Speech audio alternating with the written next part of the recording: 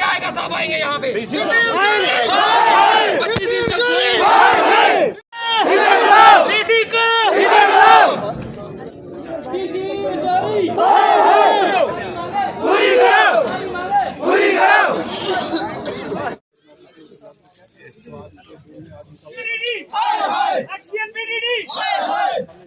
मांग यही है कि एडमिनिस्ट्रेशन के कुछ अफिसर यहाँ पे मौजूद हैं। जब स्टार्टिंग में ये हादसा हुआ था तो तहसीलदार साहब आए थे, इन्होंने रेड क्रॉस सोसाइटी से एक शख्स जो मौत की कगार पे खड़ा था, एडमिनिस्ट्रेशन की तरफ से एक 10,000 रुपये का नजराना था।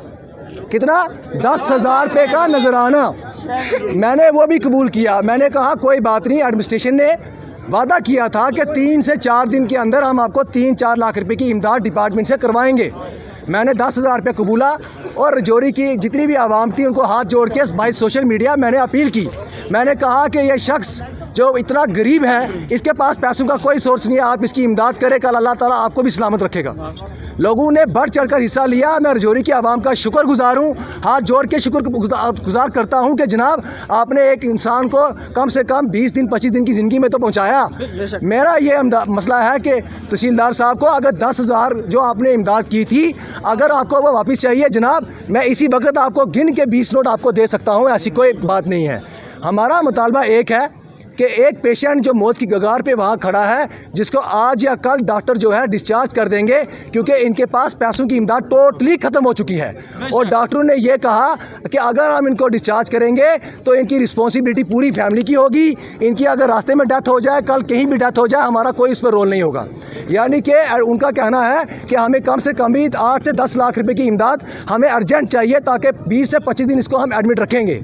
हमारा यही मुतालबा है कि 20 से 22 साल जो उसने सर्विस जो है डिपार्टमेंट की एज आ डेली वेजर की है, वो इसके बेटे को इंक्लूड की जाए और जल्द से जल्द जितना भी उसका खर्चा वहाँ पे हॉस्पिटल में है, जल्द से जल्द उसका खर्चा जो है वो मैनेज करके वहाँ पैसा दिया जाए, ताकि उसको वहाँ से डिस्चार्ज ना करें। पैसों की कितनी ज़रूरत है? कम से कम भी 10 लाख से 12-15 लाख तक, 10 लाख से 12-15 लाख तक में भी शायद वहाँ पे, क्योंकि वहाँ पे 30 से 35 हज़ार रुपया अमनदीप का पर डे का खर्चा है, 24 घंटे का। बाकी आप देख लें कि ये हम भी इतना श्योर होकर नहीं कह सकते कितना पैसा चाहिए।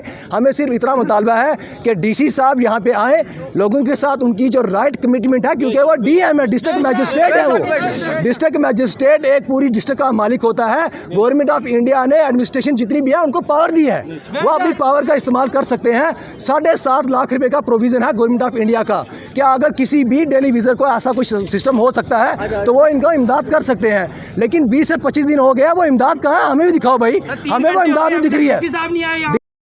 DC साहब यहाँ पे आओ, कमिटमेंट करो, हम अपने अपने घर चले जाएंगे। हमारा आपके साथ कोई मुतालबा नहीं है, कोई दुश्मनी नहीं है, और ना डिस्ट्रिक्ट पुलिस के साथ हमारी कोई दुश्मनी है, ना यहाँ रजौरी की आवाम के साथ दुश्मनी है। आप आओ, हमारे साथ कमिटमेंट करो, हम ये प्रोटेस्ट ऑफ कर देंगे। ये जो आज एहतजाज किया जा रहा है, एक तो जो हमारा भाई इस वक्त ज़िंदगी और मौत की जंग लड़ रहा है उसके लिए तो है ही है, लेकिन उसके साथ तमाम उन PDD के कैजुअल लेबर जो हैं उनके लिए है, जो आए दिन मौत का शिकार हो रहे हैं। आपको पता होगा, इससे पहले भी थन्ना मंडी में एक आदमी जो है वो इसी तरह से बिजली के शॉक लगने से अपनी जान और उसको भी आज तक कोई इमदाद जो है प्रॉपर तरीके से नहीं दी गई। हालांकि प्रोविज़न भी है इसमें, तो हम चाहते हैं कि हम प्रोविज़न करें इस पे जो 7.5 लाख रुपए जिसका प्रोविज़न है, फौरी तौर पर इसको रिलीज़ किया जाए। और तमाम लोग जितने भी हैं, हमें इसमें कोई पॉलिटिक्स कोई किसी तरह का नहीं है, लोगों की रहनुमाई करना हम तमाम लोगों का फ़र्ज़ है। और मैं रिक्वेस्ट करूँगा LG इंतज़ामिया से और ज़िला एडमिनिस्ट्रेशन से कि वो बैठ के इनका मसले का हल करे, ताकि वो जो आप हालत देख रहे हैं उस इंसान की, जिसको देख के इंसान क्यों नहीं कर सकता। इसलिए गुजारिश है कि आप इसमें तमाम लोग जो हैं वो बढ़ चढ़ के इसका साथ भी दें और एडमिनिस्ट्रेशन भी जल्द से जल्द जो है वो इस मसले का हल करे।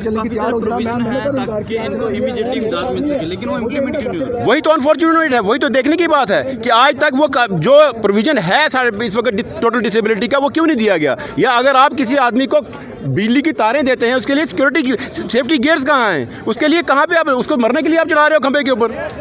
किस लिए आप काम उससे आप लेते हो ज़िंदगी और मौत के बीच का, और पैसे जब देने की बात आती है उसको, जब कि इमदाद की बारी आती है उसको आप पूछते तक नहीं हो। ये कौन सी इंसानियत है?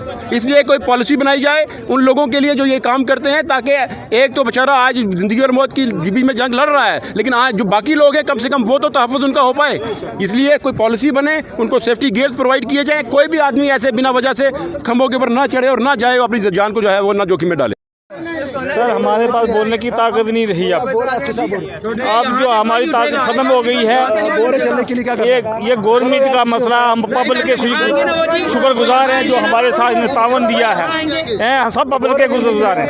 और हमारे डी साहब यहाँ आए, हमारा थोड़ा सा तावन करें हमारे साथ, तो हमारा हौसला अफजाई बढ़ाएं। हम डी साहब को हम कुछ नहीं कहते, यहाँ आना चाहिए उनको। सब पब्लिक का शुक्रगुजार हैं, हमारे लिए मदद करें, उसका इलाज करवाएं। वो मौत की कष्ट माशे हैं, इसको तो हम बेबस हो चुके हैं, हमारे पास इलाज के लिए कुछ नहीं है। गवर्नमेंट उसका इलाज कराती रहे तो हम उनका शुक्रगुजार हैं। डी साहब यहाँ हैं, हम उनसे गुजारते हैं, हाथ जोड़ के करते हैं। हम हैंडीकैप अभी भी है, हमारा भाई मौत की कश्मकश में है, वो मौत के वो चला जाएगा, पैसा भी चला जाएगा, वो भी लेकर हमारी अर्ज है हमारी पब्लिक से, ये जो हाँ इकट्ठे हुए हैं इनका हम शुक्रगुजार है लाखों कि इन्होंने हमारे साथ दिया है। इन्होंने जो हमारे साथ पब्लिक खड़ी है, हम इनका शुक्रगुजार हैं। डी साहब का शुक्रगुजार करते हैं। अगर हमारी बात सुने, हमारा छोटी मोटी गरीबों की बात सुननी चाहिए कि गरीब लोग क्या कर रहे हैं। ये हमारी आप लोगों की सबसे गुजारिश है कि आप हमारा साथ दें, हमारे साथ चलें। और